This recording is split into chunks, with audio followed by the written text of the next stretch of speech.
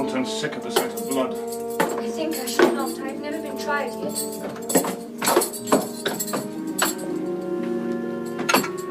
Wait here.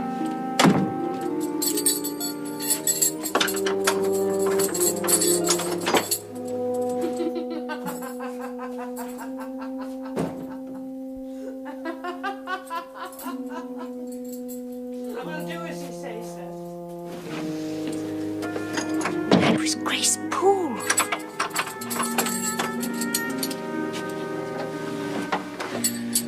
Here, Jane.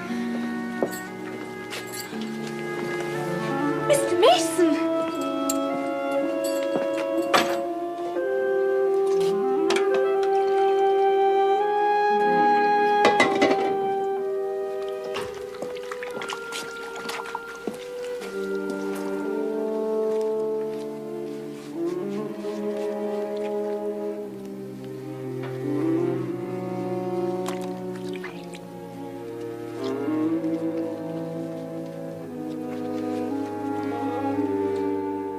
The sauce.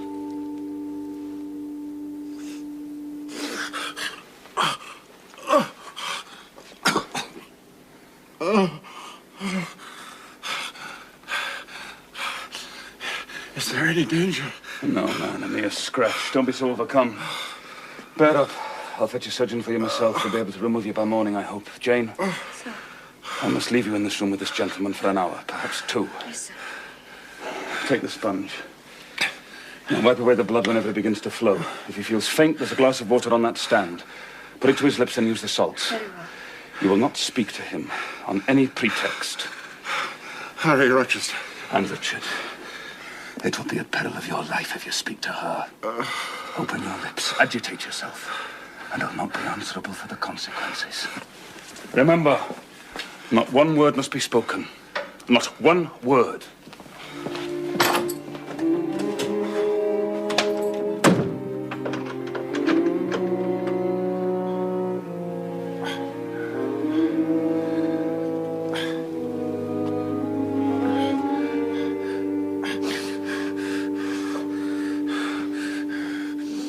Mr. Mason. Mr. Mason.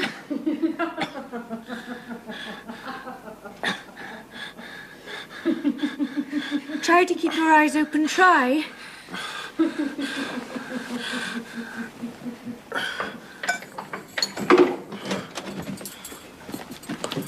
Carter, be on the alert. How is he? Just breathing, sir. Just the wound. Bandage him properly. Is he fit to move, sir? He's got to be. I'll give you about half an hour to get him downstairs. Look, it's nothing vital. Set to work. How are you, Richard? She's done for me, I fear. Ah, not a whit. Courage, man. You've lost a little blood, that's all. Carter, assure him there's no danger. Oh, I can do that perfectly, sir, but how is this? The flesh near the shoulder here is torn as well as cut. There are teeth marks here. She bit like a tigress when Rochester got the knife from You her. shouldn't have yielded. You should have grappled with her. She looked so quiet at first. I thought I could do some good. You thought. You've suffered enough. Carter, hurry. I must have him off before sunrise. I must look to this other wound, sir. She's had her teeth here, too. She sucked the blood. She said she'd drain my heart. Oh, come, Richard. Be silent, man. Don't repeat her gibberish. I cannot forget it. You will when you're out of the country. You may think of her as dead and buried. Never. Oh, have some energy, man. You thought you were dead as a herring 2 hours since. You're alive. I'll make you decent in a trice. Doctor, Jane, give me some water. You must allow me the liberty of administering my own medicine. There, drink. Drink. But would it hurt me? Drink it, Richard. You'll be able to stand with help in a few minutes. Jane, get down to my room. Open the wardrobe, bring me a clean shirt. Get Mason's cloak from his room. Come back and tell me if anybody's about. Be quick.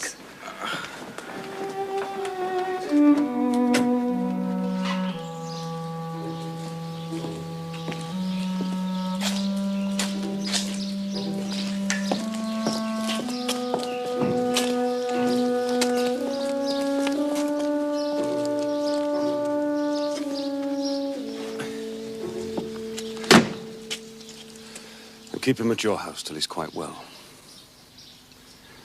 Take care of him. I'll ride over in a few days and see how he is. How are you feeling now, Richard? The fresh air revives me. Edward. What is it? Let her be taken care of. Let her be treated tenderly. I do my best. Have done and shall do.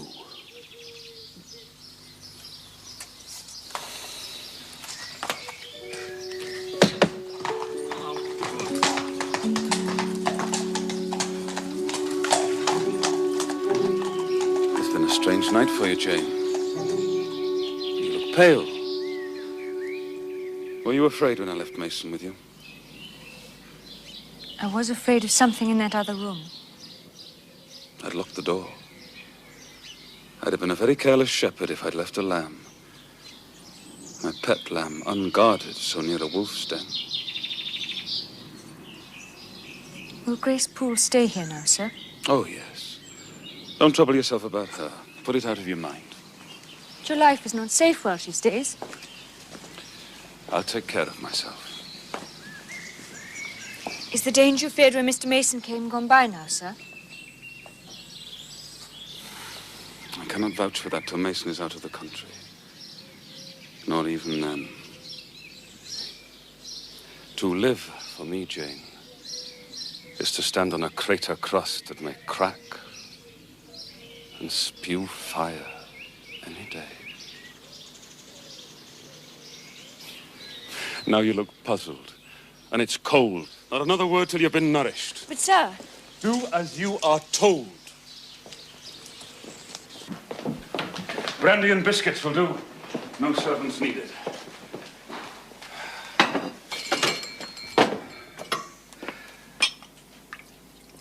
Now, Jane. You are my little friend, are you not? I like to serve you, sir, and obey you in all that is right. Precisely. In all that is right, only that. Well, like Mason, you too now have power over me. You may injure me by speaking. I dare not tell you more. If you have no more to fear from Mr. Mason than you have from me, sir, you are very safe. Oh, God grant it may be so.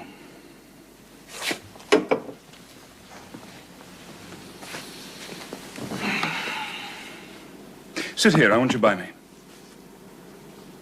Would you hesitate? Would that be wrong, Jane?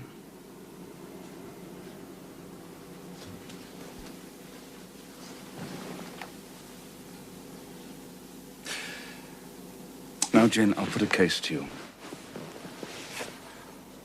Suppose you were no longer a girl well-reared, but a wild boy indulged from childhood. Imagine yourself in a remote foreign land. Conceive that there you commit a capital error, never mind what, but one whose consequences must follow you through life and taint every hour of your existence. An error? An error, not a crime. No shedding of blood or any other guilty act. I speak of error. Now, in time, the consequences of what you have done become utterly insupportable. Hope has quitted you. You seek relief in exile, happiness in a heartless, sensual pleasure. After years of wandering, you come home, heart-weary and soul-withered. And then you meet someone. Never mind who or how. And you find the goodness you have sought for 20 years. Such society revives, regenerates. You long to recommence your life in a way more worthy of an immortal being. Are you justified to attain this end in overleaping an obstacle of custom, a mere impediment of convention. Is that person justified in daring the world's opinion to attach this gentle, gracious life to his own?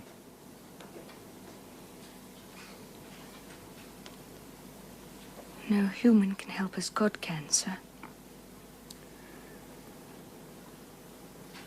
But I have found the being Jane.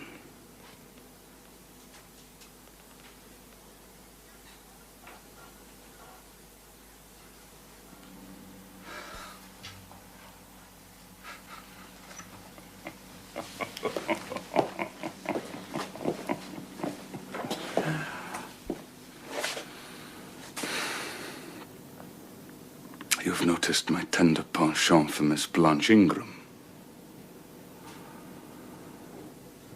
Do you not think if I married her, she would regenerate me with a vengeance?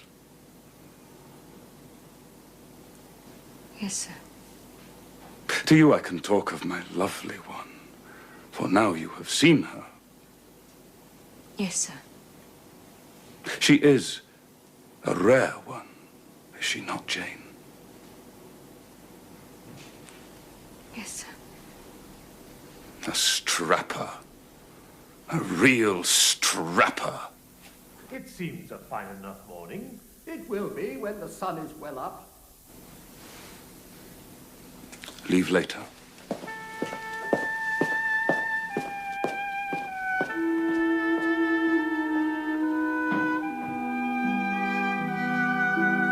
So you already dined with your pupil? Yes. She will spend the rest of the afternoon with her nurse.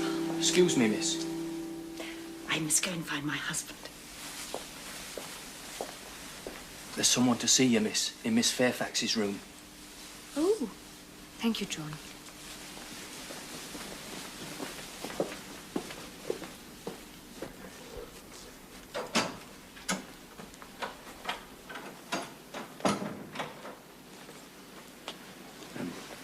I dare say you hardly remember me, miss, but my name is Leven. Robert, how do you do? You're married to Bessie. How is she? She's very hearty, thank you, miss. And so are the children.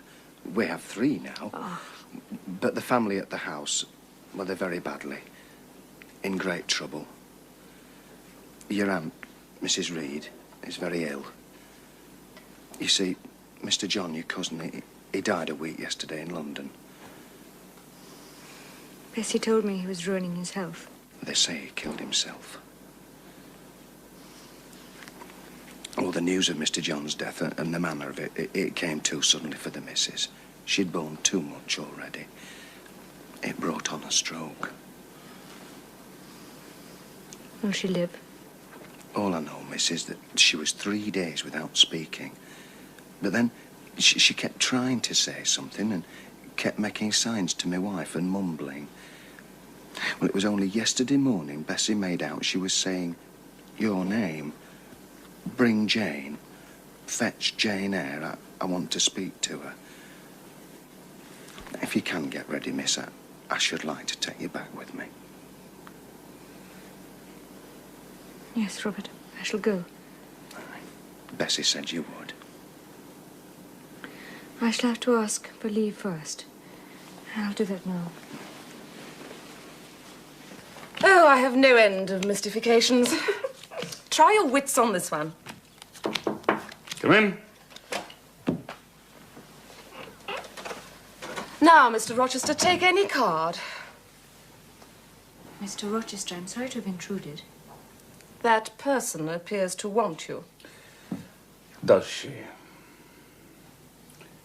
Miss Ashton kindly obliged Miss Ingram by taking a card. If you ladies will excuse me.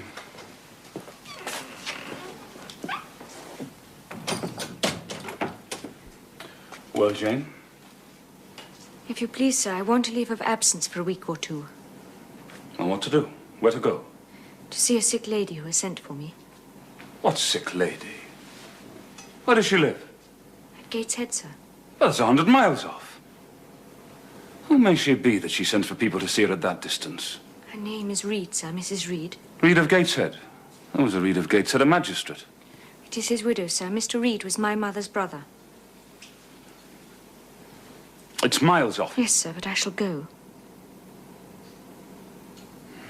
And how long will you stay? As short a time as possible. Well, promise me you'll only stay a week. I had better not give my word. I might be obliged to break it. But you will come back. You won't let them persuade you to stay there. I will, of course, return if all be well.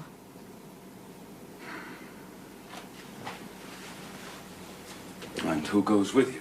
I mean, you can't go all that way on your own. The coachman, sir. His wife keeps the lodge. They're old friends.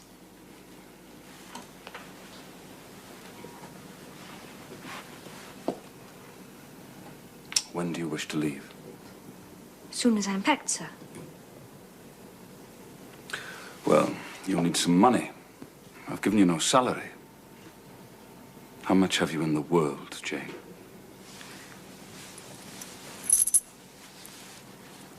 £5, sir.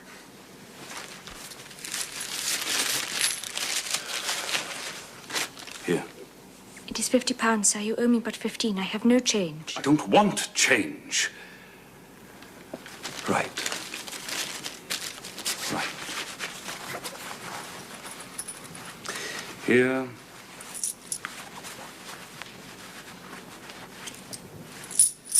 is 2, 3, 4, 5, 6, 8, 10.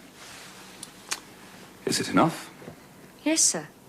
But now you owe me 5. Come back for it, then. Mr. Rochester, I think this is a proper time to mention another matter. I'm curious to hear it. You have as good as informed me you are shortly to be married. Yes. What then? In that case, sir, Adele ought to go to school. Or to get her out of my bride's way, you mean? I might otherwise walk over her. There's sense in that. And you, Jane? I must seek another situation elsewhere, sir. You must. With the help of your family, I suppose. No, sir. I am not on such terms with them. I shall advertise. You shall walk up the pyramids of Egypt. Look, I wish I'd not given you that money now, Jane. Give me back £9. Look, I've a use for it. So have I, sir.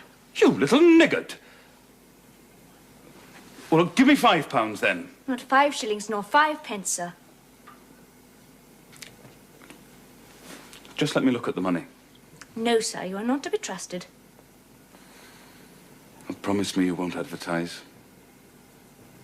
Look, if you want a situation, I'll find you one in time. I shall be glad to, sir. If you in your turn will promise that I and Adele shall both be safe out of the house before your bride enters it. Look, I'll give you my word on it. So, you're off then. Yes. And it seems that you and I must bid goodbye for a little while. How do people perform that ceremony, Jane? Teach me, I'm not quite up to it. They say farewell, or any form they prefer. Then say it. Farewell, Mr. Rochester, for the present. Farewell, Miss Eyre, for the present. Is that all? Yes.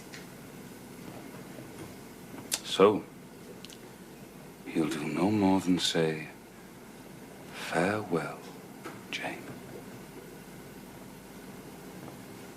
It is enough, sir. Very likely. But it is blank and cool. Farewell.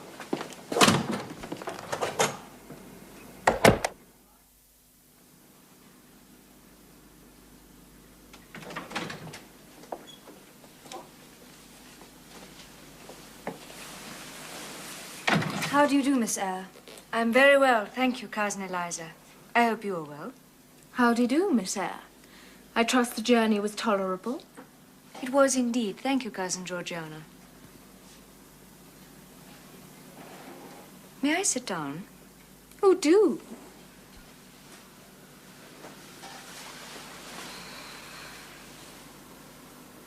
I hear Mrs. Reed has rallied a little. Oh, Mamma, you mean? She is extremely poorly. I doubt if you can see her tonight. If you would just step upstairs and tell her I'm here, I should be much obliged to you. I know she had a particular desire to see me, and I would not wish to keep her waiting. Mamma dislikes being disturbed in the evening. I shall just step out to Bessie and ask her to ascertain whether Mrs. Reed is disposed to receive me. Excuse me.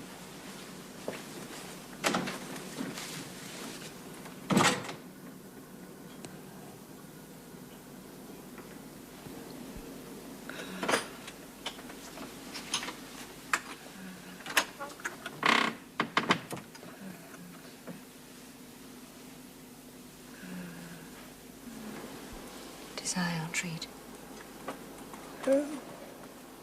Who are you? Aunt? Who calls me Aunt? Oh, I know you. You are like Jane Eyre. I am Jane. You sent Bessie for me. I'm very ill. I know. I was trying to turn myself a few minutes since. I cannot move a limb. It is as well.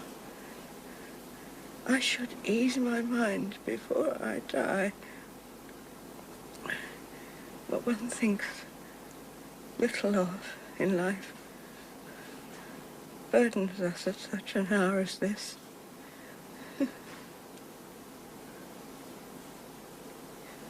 Is there no one in the room but you? We are alone, Aunt. Well, I have twice done you a wrong, which I regret now. One was in breaking the promise I gave my husband to bring you up as my own child. The other, anyhow, perhaps it is of no great importance. I make it better. To humble myself to her is painful.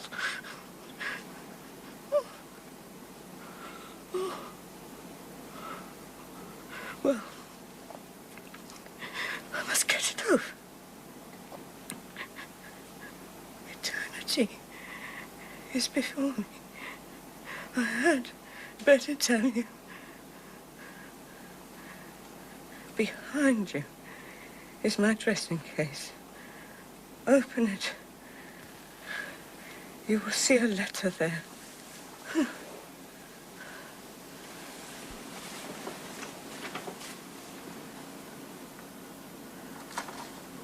Read it.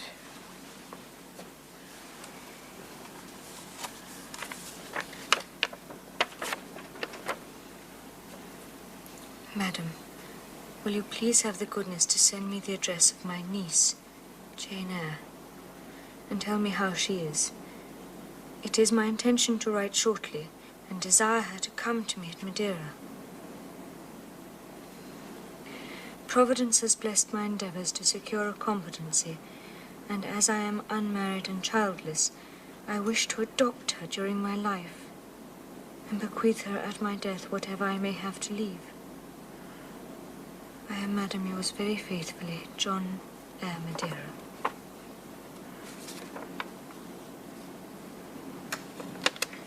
Why did I never hear of this?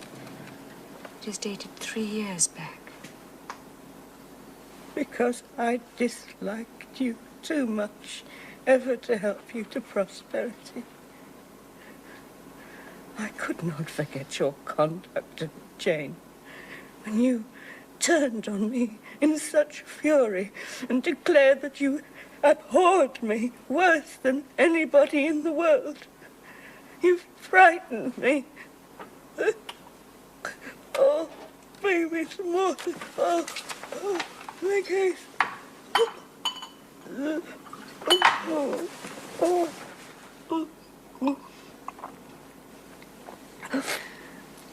Please, think no more of it. Let it pass from your mind. Forgive me, I was a child. It was 9 years ago. I tell you, I could not forget it. And I took my revenge. I wrote to your uncle. I said Jane Eyre was dead. She died of the typhus at Lowood. Now, act as you please. Write and contradict my assertions. Expose my falsehood as soon as you can. You were born to be my torment. My last hour is racked by the memory of a deed which, but for you, I should never have been tempted to commit. If you could be persuaded to think no more of it, Aunt, and to regard me with kindness and forgiveness. You have a very bad disposition. My disposition is not so bad as you think. I'm passionate, but not vindictive. Many times as a child I wanted to love you if you'd have let me. Don't bend over me. You oppress me.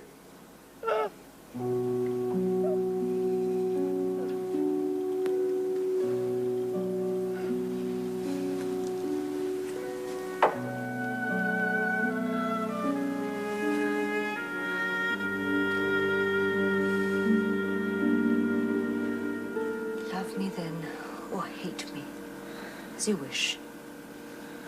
You have my free and full forgiveness. Ask now for God's and be at peace. Bessie! Bessie, she's in a stupor!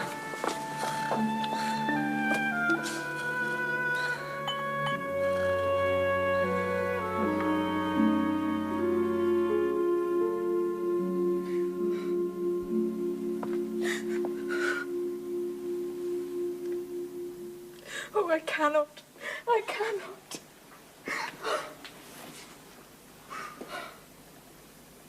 With her constitution, she could have lived to a good old age.